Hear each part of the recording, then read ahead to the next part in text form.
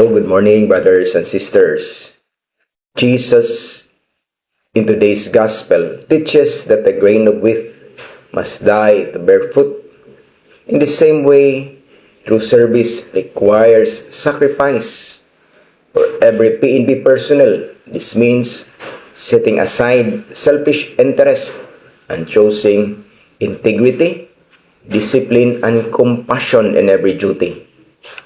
A police officer who follows Christ serves not for personal gain or recognition, but for the good of the people and the glory of God.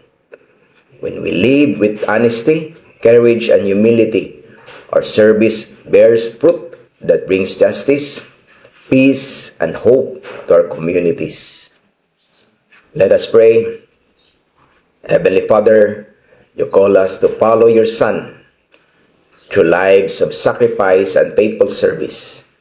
Grant us the courage to set aside selfishness and to serve with integrity, humility, and compassion.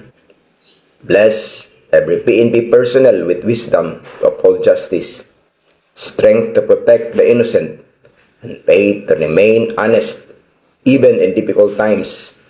May our service bear the fruits of peace, hope, and love for God and our country. All this we ask through Christ our Lord. Amen. God bless.